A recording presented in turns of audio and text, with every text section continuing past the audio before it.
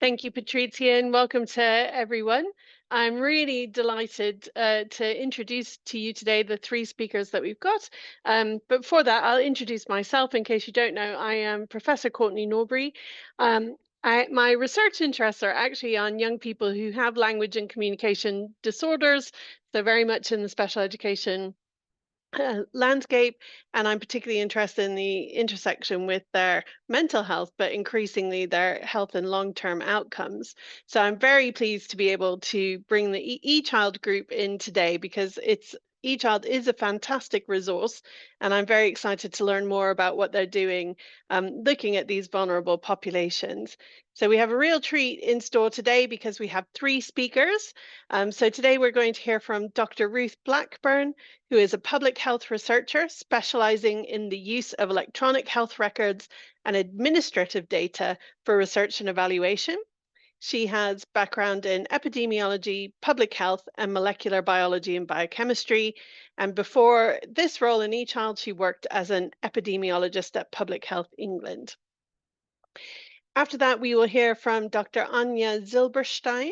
She is a population data scientist in the Child Health Informatics Group within the NIHR GOSH BRC. Her research focuses on using administrative health records to study outcomes for children and their families, including children with complex health needs, perinatal and infant health, and international comparisons. Their talks are very similar, so they're going to talk seamlessly one after the other, and then we'll have an opportunity for some clarification questions. And after that, Dr. Matthew Jay will present his talk. He's an epidemiologist with a background in law. His research interests also include early modern anatomy, medicine, and the active use of ancient languages. In January 2025, he began a Wellcome Trust Early Career Award project investigating the health of parents involved in public and private family court proceedings. So a really interesting mix of science and broader scholarship. So I'm going to hand over now to Ruth, and I look forward to our discussion at the end of Matthew's talk. Thank you. So we'll just so just hopefully seamlessly share our slides. So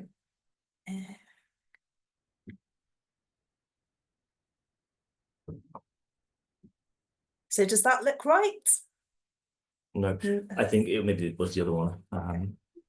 You're just not in slide mode. Okay. So I think we did the screen, didn't we, rather than, I can't see, is that the screen? So that's the screen, yeah. That's perfect. Excellent. Okay. So just as a kind of quick intro to the pair of talks that we're going to give. Essentially, Ania and myself have got two talks, which somehow we've not got to the beginning of the slides. So we've got two talks here, which really look at linked social care and education data using the ECHILD database, and I'll say a little bit about that, to explore outcomes for children and young people who are either care experienced and or have special educational needs. And these outcomes really are two quite blunt measures. So they focus on hospital admissions and also on mortality. So all of the work that we present today is done as part of the NIHR Children and Families Policy Research Unit, which we're not going to talk lots about, but it gives you some idea of the some of the motivation for doing the studies and also where the funding's come from. So I'm just going to briefly hand over to Ania to introduce some of the rationale for focusing on adolescents. Thank you, Ruth. The two studies that you will hear about shortly, and I think that's also relevant to Matt's work as well, focus on adolescence, which we defined as the period from ages 10 to 24 years old. It's a period when young people experience multiple changes, including rapid physical, cognitive, and social development, puberty, a shift in influences on our health from parents towards peers.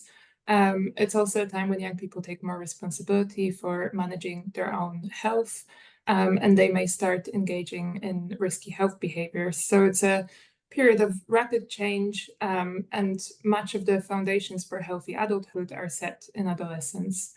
It's also a time when young people transition across different services. So those who have chronic conditions are likely to move from more holistic pediatric services to more fragmented adult services, health services, which may impact on their outcomes. It's also a time when we move from primary to secondary school and then out of secondary school towards independence into further education, employment, or training. And young people who receive support from children's social care services also transition towards adult services, which may also impact on their outcomes. So in short, we focus on this time because it's a time when young people gain much more independence and take more agency over their health and well-being. And at the same time, the support structures around them become less structured, and which may create a gap and lead to emergence of unmet health needs. Sorry, next slide, Ruth. Great, thank you. So the two talks focus on vulnerable adolescents who, for these studies, we defined as adolescents receiving support from either either from education or children's social care services. So from some of the previous work, including I think Matt's work that he will present on later on, we know that 1 in 3 young people receive some level of special educational needs provision at any point during their schooling, and this includes SEND support. So it's a sort of less intense support provided within the school as part of the national curriculum. But about 3 to 4% of all children have an education, health, and care plan, which is a more intensive support, which is funded and sort of set out by the local authority. And then 1 in 4 children ever receive support from children's social care services. So this includes being assessed to be a child in need. And within that group, and it also captures children who are ever looked after by the local authority, which is about 3 to 4% of all young people before the age of 18.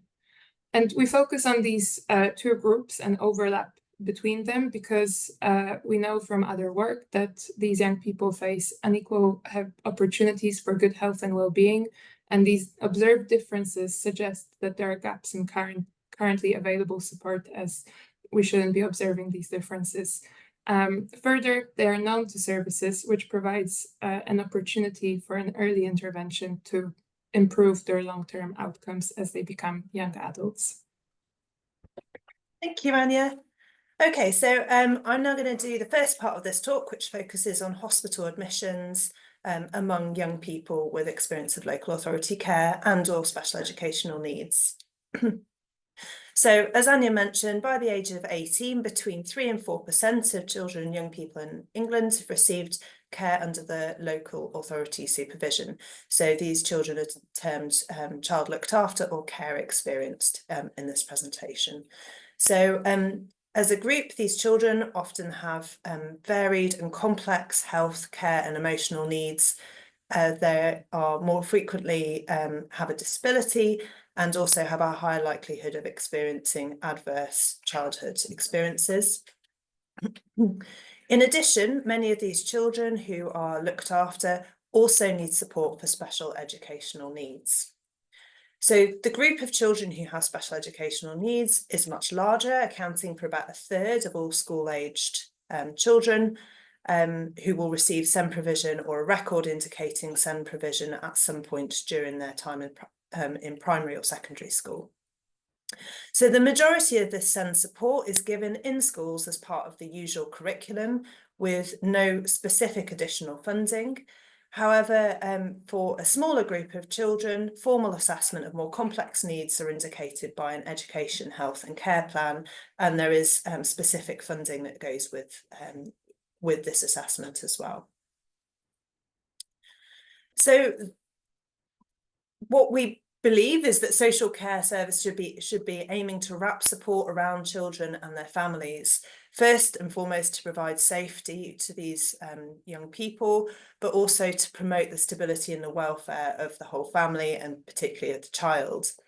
Yet despite these interventions, including out-of-home care that aim to protect these children and young people, this group have consistently poorer long-term health, education and employment prospects than peers who are never care experienced. So the rationale for this study is that despite these known health and care needs of these children as a group and as a homogenous group, we should stress, relatively little research has really quantified the overlap and longer term outcomes of groups of children and young people who either have care experience and or have special educational needs compared to children without these types of statutory support. And in particular, population-based estimates are lacking. So we therefore aim to quantify planned and unplanned hospital admissions during adolescence for children and young people. We looked at different groups which were defined mutually exclusively. So that's those with special educational needs. So that was the highest of either SEN or or an EHCP, with the EHCP being an indicator of higher levels of educational needs, and or children who are placed into the care of the local authority. So again, children termed CLA or care experienced. And we compared these groups to children who had none of these kinds of support. So for all of the studies that we'll present today, we used the ECHILD database. Just in a nutshell, I'm going to tell you a little bit about what the ECHILD database is and the kinds of information that you can use it to find out about. Probably the most important part of this slide is the QR code, which is embedded here. So if you follow this QR code, then it will take you to all of the ECHILD resources on our website. So this includes a user guide, which also documents all of the data available through ECHILD. It includes some fantastic coding repositories and how-to guides developed by Matt, amongst others. Essentially, it's a really good place for starting starting your exploration of what's possible with ECHILD. I would say that ECHILD is now available to ONS accredited researchers in the UK. And so you are able to reuse this data. There's no cost associated with it. So yeah, please do look at the resources and find out what's possible with it.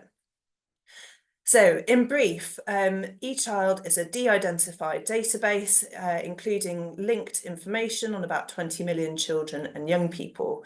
By de-identified, we mean that direct identifiers such as names, addresses, and NHS numbers have been removed in order to protect the privacy of individuals within this data set.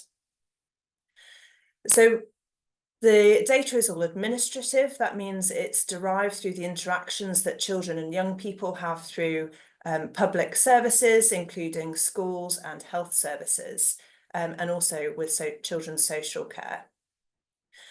So for the National Pupil Database, this includes information such as the schools that children and young people are enrolled in, termly absence data, exclusions, key stage examination results, indicators of special educational needs, and a variety of other factors such as free school meals eligibility as well. For every child within ECHILD, the records held within the National Pupil Database have been linked at child level to hospital episode statistics and also to a variety of other NHS England held data sets, including maternity services data, birth notifications, mental health services data, and community services data. Although I would say the analyses we're presenting today don't use these extended data sets. Within the hospital episode statistics data, this includes information on hospital contacts, so particularly inpatient admissions for children and young people. And within these admission records, we have information on the timing of hospital contact, as well as a variety, so up to about 20 symptoms and diagnostic codes and procedures which were recorded within that hospital admission. Together with associated mortality records, which Ania will mention in her talk, it means that we're able to look at information from birth now up to a maximum of age 38, but in the analyses that we show, this is really into the end of adolescence, through the interaction that these children and young people have with these services. So yeah, please do have a look at the resources which are available through the QR code. So in the studies that I'm going to present today, the focus that we're particularly interested in is hospital admissions, including a subset of these hospital admissions, which relate to mental health presentations. So broadly, these fall into different clusters of what we call phenotypes. They all relate to emergency hospital admissions, but they include those for medically unexplained physical and pain-related presentations. So this includes things like medically unexplained abdominal pain, headaches, breathlessness, fainting or tiredness, self-harm presentations. And because these are hospital admissions, they really are dominated by self-poisoning, but there's also, to a lesser extent, young people who are admitted with self-cutting. Mental health diagnoses for things like anxiety, depression, eating disorders, and also externalizing presentations, including disruptive behavior and substance misuse. So we know from previous work that for girls and boys of secondary school ages, admission to hospital with one of these kinds of presentations is actually relatively common. So 4% of all boys and 8% of all girls will be admitted at some point during secondary school with one of these types of presentation. I'd stress that we don't know the sensitivity and specificity of this phenotype, and actually we're doing work at the moment to try and validate this with respect to referrals to child and adolescent mental health services, although there's clearly a difference between a CAMHS referral and the kinds of phenotypes that we're directly interested in here. So a key message is that by looking at this administrative data and focusing on hospital admissions, we're only really looking at the severe tip of the iceberg, and indeed it's quite a biased sample as well, particularly if we think about something like self-harm presentations and the overrepresentation of certain types of presentations such as self-poisoning. And that, of course, we massively underestimate the community burden that doesn't present to these kinds of services. The design that we used was a whole nation cohort of pupils who started secondary school in the academic years of 2007 to 2012, with follow-up until 2019, by which time these young people were aged between 17 and 22, depending on the age at which they were when they entered the study. We define these mutually exclusive exposure groups by looking backwards in time from the start of secondary school. So for special educational needs, we looked through primary school, and for care experience, we defined a longer window of opportunity for being included in a CLA group from those aged 16 and under. And this is really because we felt that children who were recorded as being under the care of the local authority, that this was likely to represent a kind of adverse experience that occurred earlier in time than the CLA record. The outcomes that we looked at were planned hospital admissions, unplanned hospital admissions, and the subset of unplanned hospital admissions that related to mental health. And we looked at these by age and by gender, and we modelled estimates using negative binomial regression. So at high level, we identified a cohort of 2.8 million children in English secondary schools, and about half of these young people were boys. So 36% had any type of statutory support. Of these, the largest group had SEND support only. The next largest group was EHC support at 3%, and then the remaining groups had much smaller proportions. So what this tells us is that 64% had no provision. So what this means for our study population is that children who were looked after accounted for less than 2% of the study population, but that of these children, over 3/4 also had a record indicating an educational need, so SEN or an EHCP. Children with SEN support accounted for over 1/3 of the study population, and about 5% of these children were care experienced.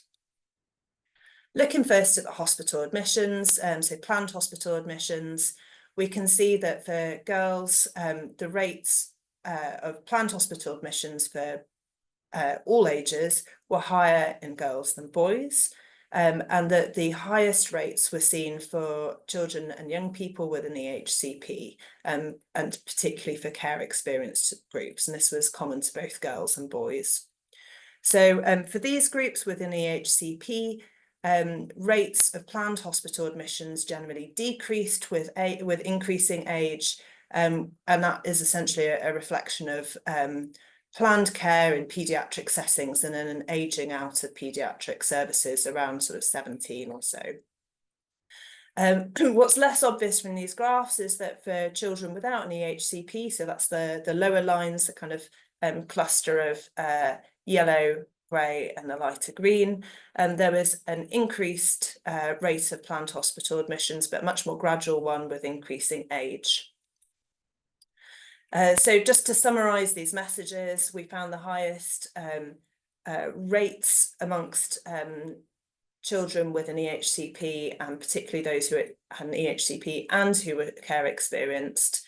So for example, for girls falling into this group, their rates of planned hospital admissions were about 14 times higher than girls of the same age who had no statutory support. What's not obvious from these graphs is that for boys who were care experienced, their rates of planned hospital admissions were lower than all other groups, including those with no support, by about 20%.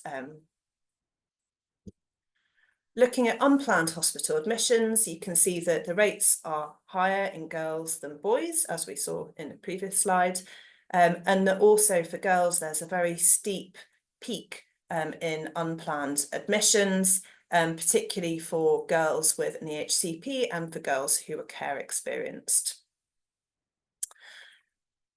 So really the key message here is that all of the CLA groups have particularly high rates of planned hospital admissions, particularly for girls with an EHCP.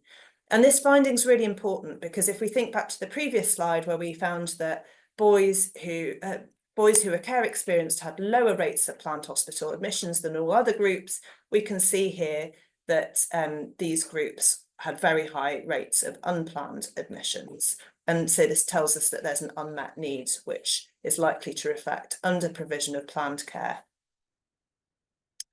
In terms of mental health related hospital admissions, what we see is similar patterns as for the unplanned admissions overall. So with again a sharp peak for girls, particularly in CLA groups, and then not so much with much less of a peak for the EHCP groups for girls.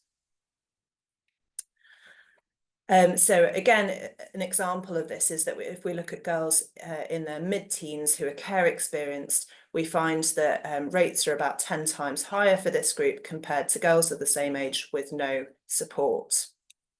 We also found that a very high proportion of all unplanned admissions, both for girls and for boys, were related to mental health presentations. So that's about, if we look at all age groups, about half of unplanned hospital admissions for girls and about 1/3 for boys were mental health related. And that in some groups, particularly the CLA groups, these equivalent figures were really high, so about 3/4 for girls and over half for boys.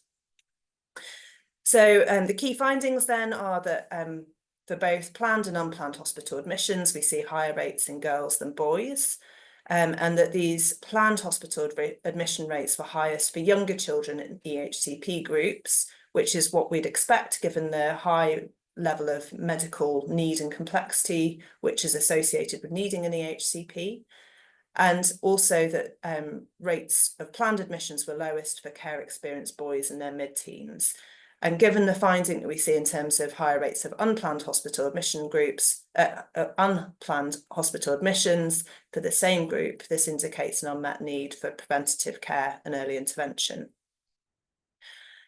Almost universally across the CLA groups, unplanned hospital admissions were particularly high, and this was particularly the case for younger children with an EHCP. Focusing then on mental health need, a really significant proportion of all unplanned hospital admissions in adolescents seem to be related to mental health, and this is particularly the case for girls and for CLA groups.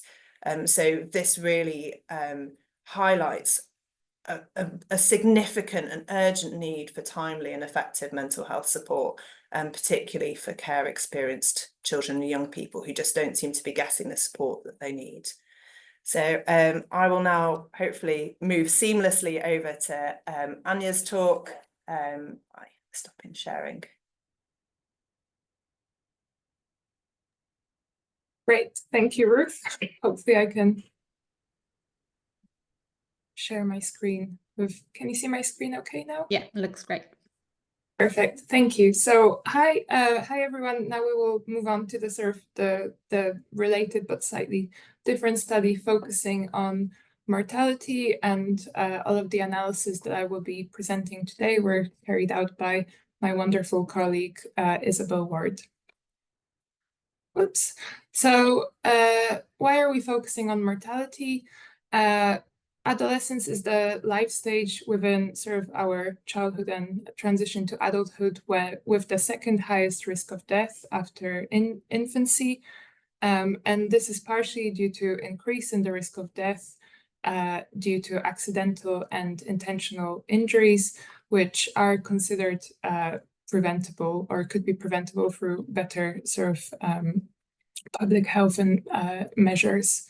And as Ruth said in her talk, we are looking at quite a blunt measure of unmet need, and mortality is likely a rare outcome, but it is considered a tip of the iceberg, and any interventions that would address reducing the risk of death in young people are likely to have wider positive impact, while at the same time we can capture deaths quite accurately in administrative records. So the aim of this study was to examine the risk of death in adolescents who are involved with either special educational needs or children's social care services compared to their peers. These two groups cumulatively account for quite a large proportion of all population, as you see in the two figures on the screen. And because they are known to services, this provides us with an opportunity for early intervention to address unmet health needs and prevent escalation of health and behavioral risks. So we also used ECHILD for this work, but the study cohort is slightly different to the one that Ruth presented. So here we included all young people who were enrolled in state-funded school, so captured in NPD at any point in year 9, and we followed them up from the start of year 10. We used data prior to year 9 to flag children who received any special educational needs provision, so including SEND support as well as EHCPs. And then children who had an interaction with social care were indicated if they had a record of being a child looked after in the CLA return data set, or if they had a record of being assessed as a child in need in the child in need dataset. So we're looking at a bigger group of children than in Ruth's presentation, and we're including all children who are assessed as a child in need, but excluding children who were referred to services but were not assessed to be in need. And then we've used data from hospital episode statistics prior to year 10 to indicate children who have a chronic health condition And we used data from NPD in year 9 to characterize the cohort of children at baseline. Children, as I said, were followed up from start of year 10 until death or 31st December 2020 using ONS mortality records to indicate deaths, but we also used deaths indicated at discharge from hospital.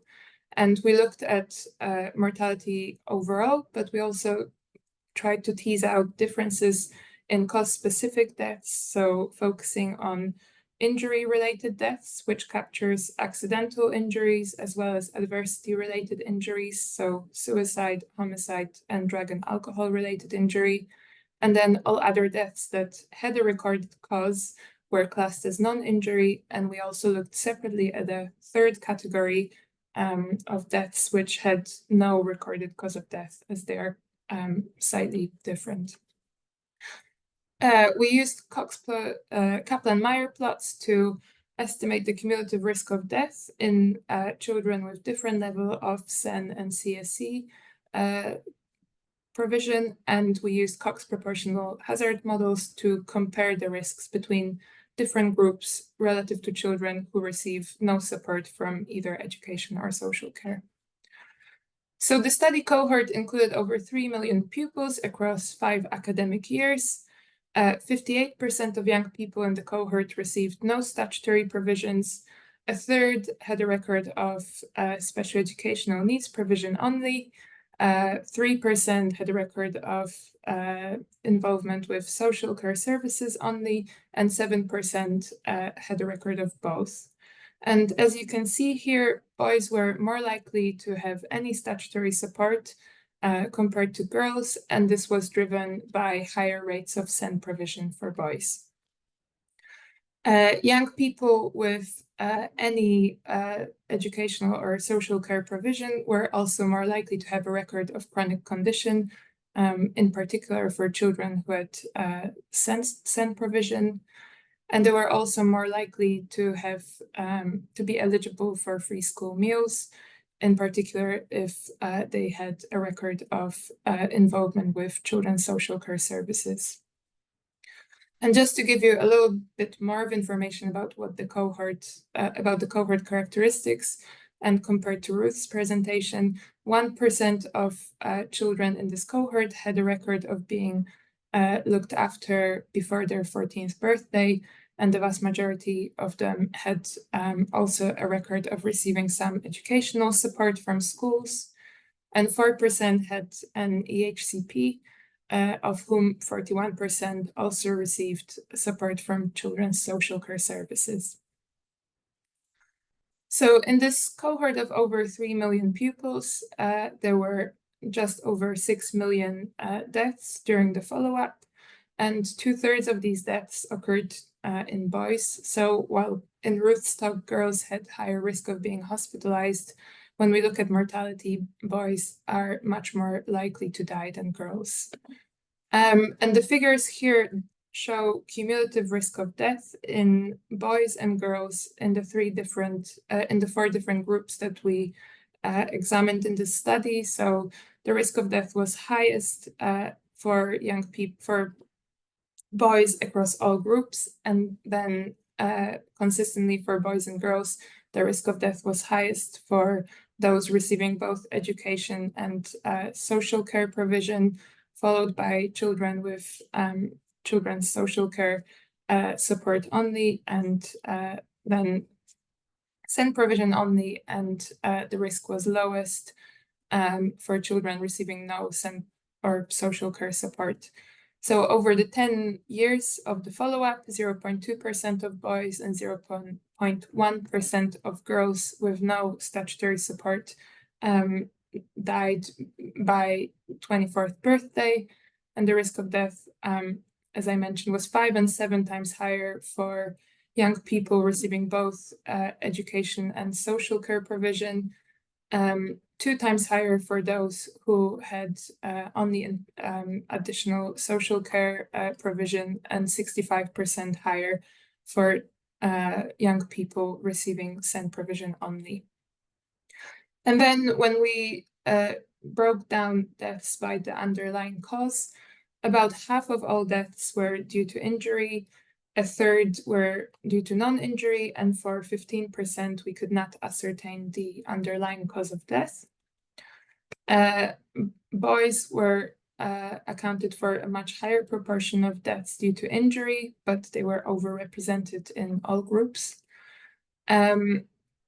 Pupils with chronic conditions and with EHCPs were overrepresented in the group of deaths due to non-injury, reflecting their more complex health needs. And then looking at the relative risk of death compared to peers, you see that children who received both SEN and children's social care provision had 4 to 6 times higher risk of injury-related death compared to their peers. The risk was also higher for boys and girls who received support from children's social care only, and 50% higher for those with SEN provision only. And the risk of death due to non-injury showed slightly different patterns. So you can see that children with both social care and educational provision had 6 to 9 times higher risk of death compared to their peers. And this is likely driven by children with more complex health needs in this group. And the risk of death due to non-injury was about 80 to 90% higher for children in the other two groups, so receiving SEN provision only in green and social care support only in bluish turquoise, compared to their compared to peers with no support. So to summarize, about 40% of young people receive any type of statutory provision from education or social care services before the age of before year 10, and the risk of death, both overall and from injury and non-injury related causes, was significantly higher for young people who received any combination of provision. But quite strikingly, the group who received both support, special educational needs provision and support from children's social care services, they accounted for 1 in 15 pupils, and they had 5 to 7 times higher risk of death. So it's really striking because these children are known to services, yet they fall through the gaps in the systems. The risk of injury-related death was much higher for boys, and it was also much higher for boys and girls receiving support from children's social care. And these deaths are potentially preventable through better support.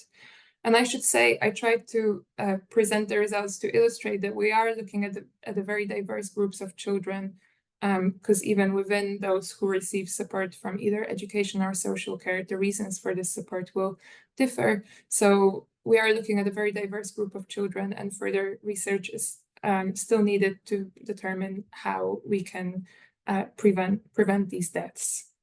So thank you for listening, and I'll stop sharing here.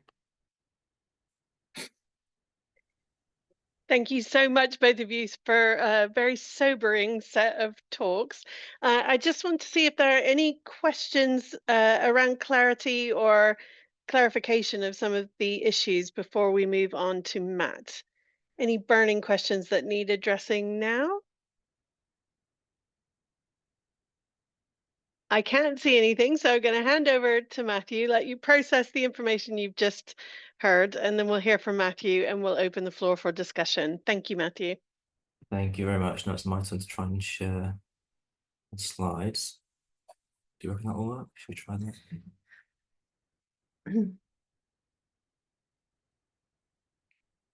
Is that appearing well? It seems to be loading. Okay, that's a no. Yeah, not quite yet.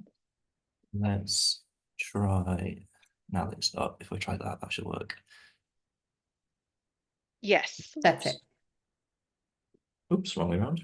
Where am I going? There we are. Okay, yes, thank you very much.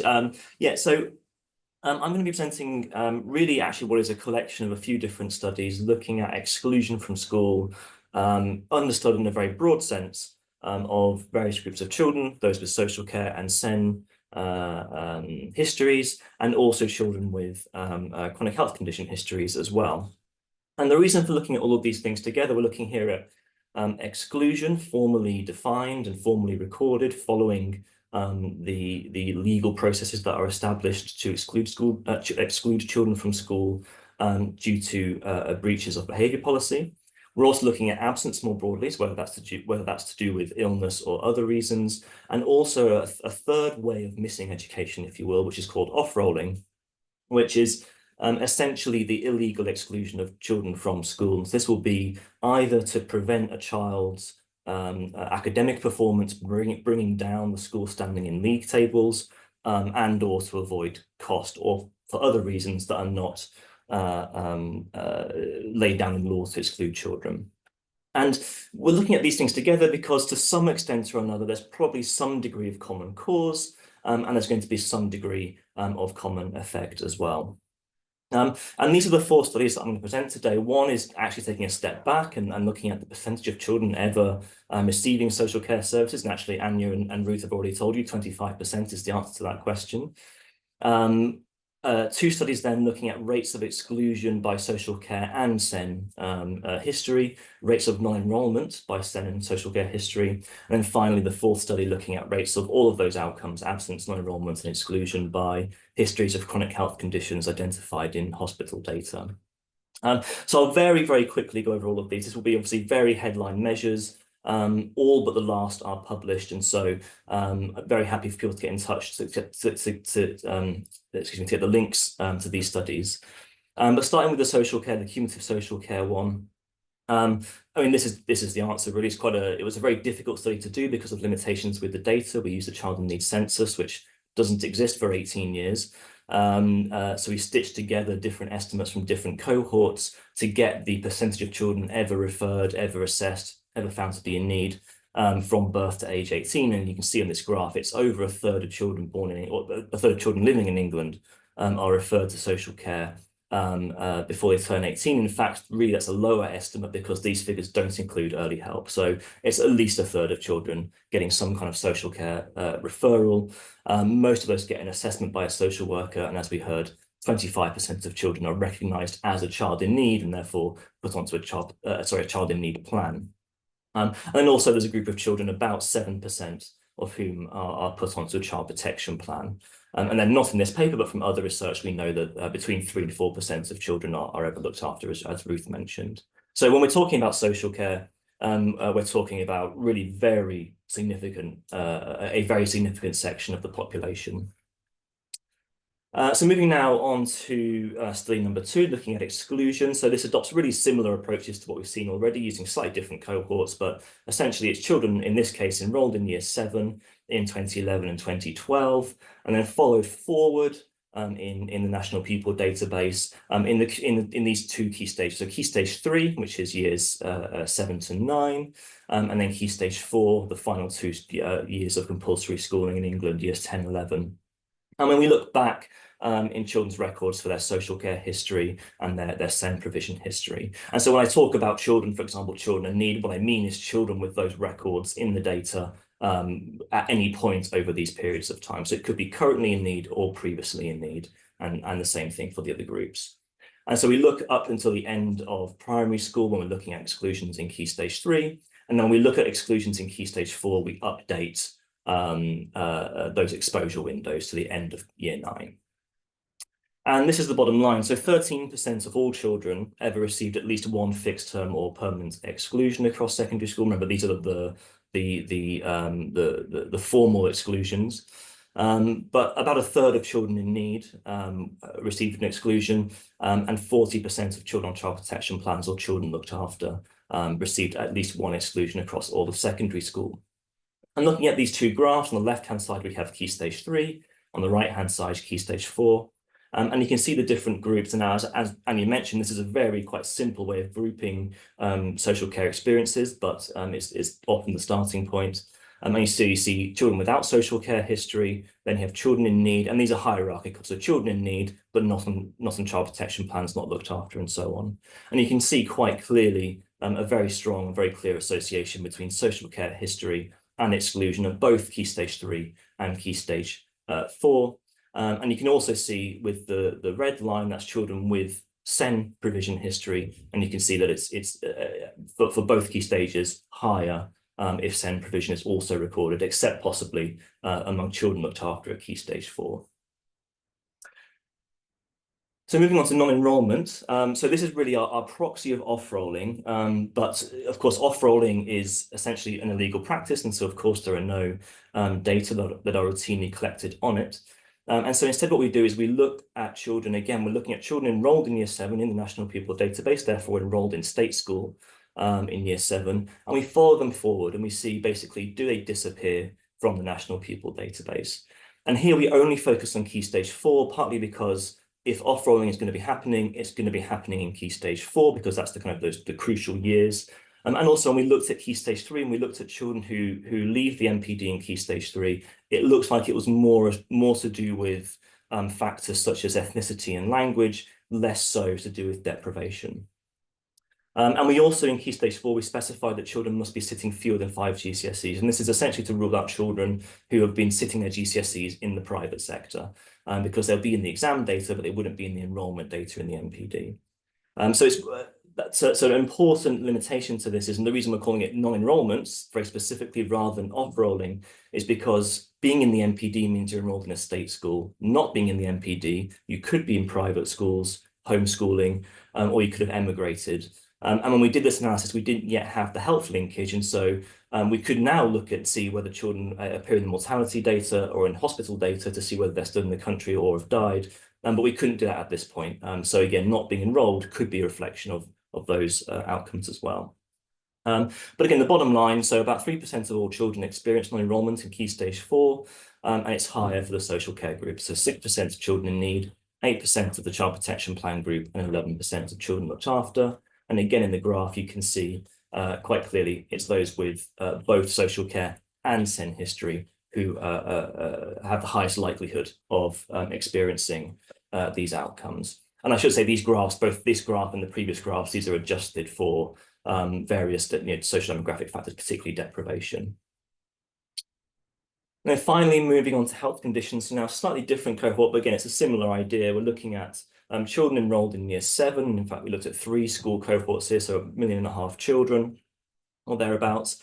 We look backwards to the start of primary school in the health data, the hospital data, to look for our chronic health conditions. And to do this, we use a bunch actually of phenotype code lists that we can use to identify a range of different chronic health conditions, which I'll show you in a second. And then we look forward into the secondary school period for our outcomes of persistent absence. So that's missing more than 10% of your sessions, which basically for a child enrolled full-time for a year is about a month of schooling, and then exclusion and non-enrollment as before.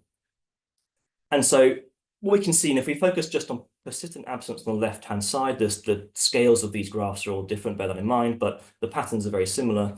It's children with health conditions who are most at risk of all of these outcomes. So looking at persistent absence, the blue line is children with any chronic health condition that we included in the study. And this includes, as I say, a range of different conditions affecting many different body systems. It includes physical health conditions as well as some mental health conditions. So about just over a quarter, for example, in Year 11, these are not cumulative figures, these are just the yearly figures. So in Year 11, for example, just over a quarter of those children were persistently absent, compared to just under 15% of children without health conditions. But it's children with the mental health related conditions who are most likely to experience these outcomes. So over a third of children with mental health related presentations, again, recorded in the hospital data prior to the years in question, who are experiencing these outcomes. And so bearing in mind that these are children who are known to healthcare services and should have been known to the schools as well, and yet they're still much more likely to be missing out on education through these mechanisms.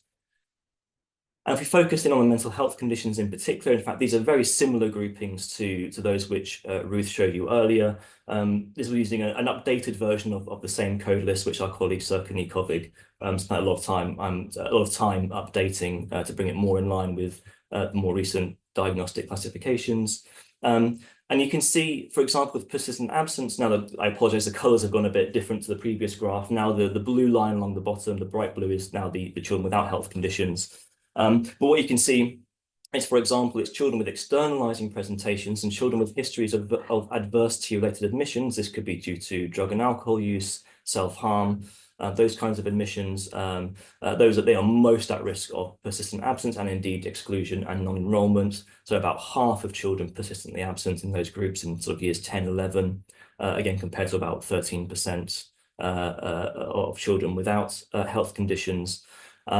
We see a slightly different pattern for exclusion in terms of children with internalizing presentations. They don't seem to be at particularly heightened risk compared to other children, whereas they are for the other outcomes. And so a number of possible implications. So there's potential issues around what this says in terms of discrimination and the possible legal consequences of that under human rights legislation, as well as the Equality Act and other legislation. It puts a focus on the detriments of exclusionary school policies, such as attendance targets. We hear a lot about attendance targets in our qualitative work, for example, zero behavior policies, and also the effect of school performance league tables and the pressure that ends up putting on children. We hear a lot as well about lack of joined up working, as well as poor understanding among school staff and/or a lack of time, lack of resource, and issues around school culture as well that make it harder for children with these very diverse experiences to thrive within a school. I'm just going to finish up. Those are the 4 studies done now. I'm just going to finish up now just talking a little bit more about ECHILD more generally and some of the resources that you can look into to support uses of ECHILD, but also other uses of the same data. Bearing in mind, ECHILD, all it does is bring together pre-existing data sets. I mean, that was a big task, but these are pre-existing data sets that you could be using, many of you may well be using outside of ECHILD anyway. So these hopefully would be of use to you. Even if you're not ECHILD users. One is the ECHILD phenotype code list repository. So many of these code lists that we're using, in fact, all of them that we presented today, you can find them on this repository. This is a website that essentially hosts code lists in a way that is standardized and comes with example R and stata scripts. So the idea being to help you easily find and, importantly, easily implement these code lists in your analyses. The other is a series of how-to guides. And these take you through really all the data management steps of creating an analysis-ready data set using, in this case, MPD and HES. Again, also with full example scripts right from the very beginning, from data extraction to giving you that analysis-ready data set. We also host a lot of our code historically on our GitHub, the Child Health Informatics Group GitHub page, and increasingly now on the ECHILD GitHub page, where we also host a discussion forum, so we encourage people to use that. And just to flag as well that we run a number of events throughout the year, training courses and user days, and the next ECHILD user day is coming up very soon at the beginning, well, of the 4th of April. So do have a look at that and make sure you register for that. And as Ruth mentioned, if you follow that QR code that was on one of those earlier slides, you'll come to the main ECHILD website where you can find links to all of these resources. Thank you very much. Oops, our screen's gone blank. There we go. Have we stopped sharing? You have stopped sharing. Thank you all. Oh, here I am. Thank you all for such a rich set of talks and an amazing data resource. I'm sure there will be lots of questions, so I'm going to open the floor. And while people are formulating their questions, I might just take chair's privilege and ask you one. One thing we've learned from looking at National Pupil Database is that SEND support is not consistent. And I wondered if you'd looked in any of your analyses about the consistency of support that children received and whether it's the consistency that matters in terms of positive outcomes. Ania, do you want to reply on behalf of the HOPE study? Yes, so we not in the work that we presented today, but we are just finishing the HOPE study, which aimed to look at whether SEND provision is equitable or fair, what are the factors that contribute to variation, and importantly, whether it actually improves outcomes. So I can put a link to the study website in the chat, but I think as part of that, as you say, we've heard lots about it being inconsistent, and especially through qualitative work that was done by colleagues in Cambridge. I'm trying to think, there's a number of studies that sort of contributed to the HOPE program. So we looked at different, for children with specific conditions, what are the inequalities in for example, what are the differences in time to getting an EHCP for children with cerebral palsy, or how does school setting differ for children with Down syndrome. So I think there's I cannot think, none of these are yet published, but we have looked at it in SURF, but not for the studies that we presented today, which I think aim to more capture a group of likely vulnerable young people who are known to services. But you're absolutely right, there are all of these other factors that we only look at recorded SEN, and then that doesn't really mean that what's recorded in NPD reflects the reality of receiving appropriate provision, which is something that we've heard both from young people and parents a lot in the HOPE study. Excellent, thank you. Any questions from our participants here?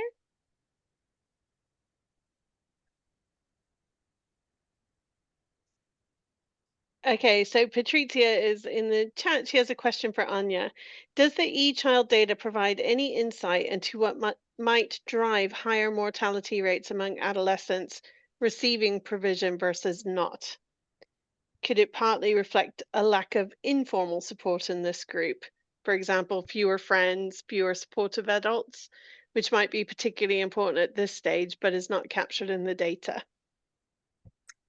That's a very good question. I guess we are quite limited with the type of information we can find in ECHILD because of the administrative nature of the data.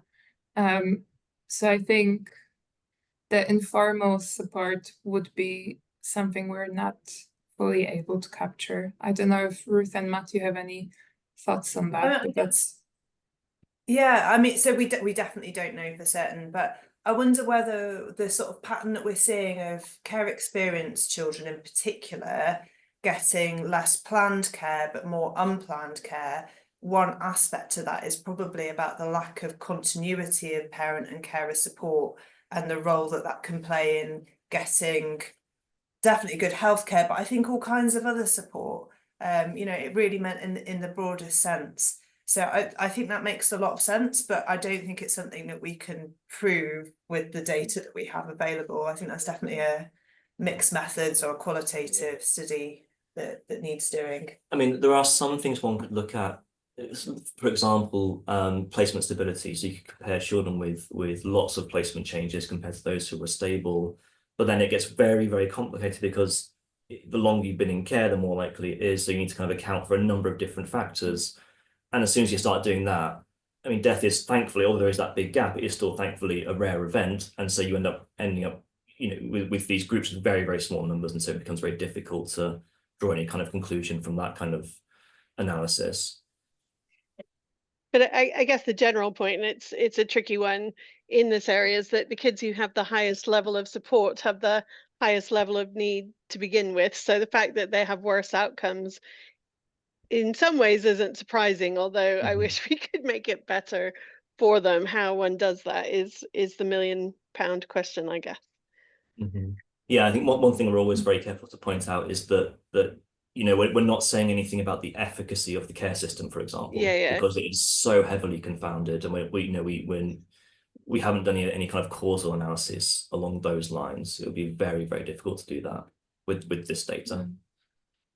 And we will try to, at least for the mortality study, to disentangle a little bit more the different level of need, as you said, but it's still quite difficult even when we try to account for, I don't know, complexity of health, but then we're missing mental health because unless they are admitted to. So we're trying different things to try and tease out a bit more what are the drivers, but we're limited. Indeed. Are there any other questions? I've got loads of questions, but I'm going to give other people an opportunity to ask some questions. You can put it in the chat if you don't want to be brave and shout out in the session. I can't see any hands. While they're formulating and putting them in the chat, I'll ask you if there are any regional variations in outcomes that you've identified. There was so if I start with the non-enrollment and exclusion, yeah, there was lots of variation by local authority. With non-enrollment, well, so I looked at region and local authority, and you kind of see a lot of variation between local authorities. You don't see a lot of variation between regions, except perhaps London seems to be a bit more, it has higher rates of non-enrollment, in particular, maybe exclusion as well. And that could be a range of factors, for example, private schooling, immigration, that kind of thing, driving a bit of that. All right, okay. But the local authority was much more important than region. But there's nothing that we had that explained that variation, really. We only really had individual level data, which we aggregate to some extent, but it didn't really explain very much. We didn't have really a lot of information about, and this is a kind of a big limitation of the social care data and all of these data sets really is, things like what services do children actually get when they're put on a child in need plan. That kind of stuff, which is probably driving a lot of that variation. We just don't know. Right. And then you two, I don't know.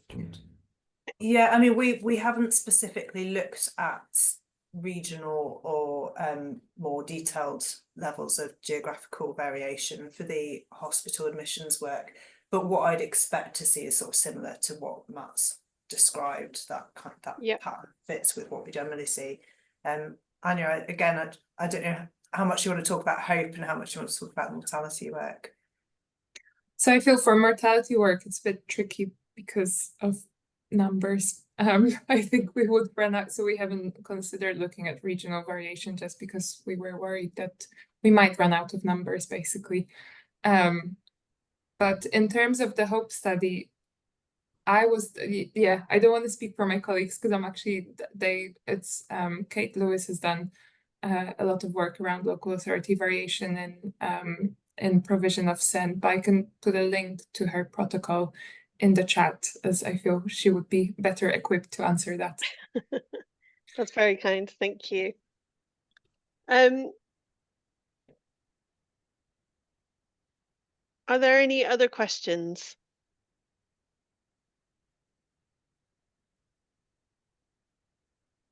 If not, I'll ask Patrizia to put up the last slide about future events.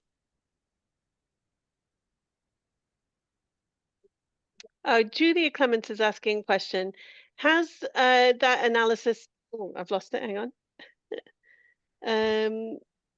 Has the analysis about local authorities been fed back to the local authorities about how they compare to each other? No, and there are two main reasons for that. One is we couldn't really explain it in any way. It's very difficult for us to know what that means. I guess you start conversations with people that might start uncovering things, but I mean, basically there wasn't the time for me to do that. And also there's kind of sensitivities around disclosing local authorities data without their consent. So it's kind of tricky from that perspective. It may not be impossible, but it's not something we've done before, I don't think. But presumably, well, it wouldn't be by those categories, but local authorities will know where they stand with regard to exclusions generally, won't they? Because schools get that information anyway, how they fit relative to the national average. But it wouldn't be broken down, might be broken down by SEN, by SEND, but not possibly by the chapter. I'm not sure. Any school governors here? Not off-rolling, Julia says. Interesting. No, that's absolutely right. I mean, it's just tricky with ECHILD, anything in the ONS Secure Research Service, which is where these data are hosted. I mean, there are lots of rules around disclosure and what you can and can't say about identifiable entities, not just people, but entities as well. And so it's not something we've really explored, I don't think.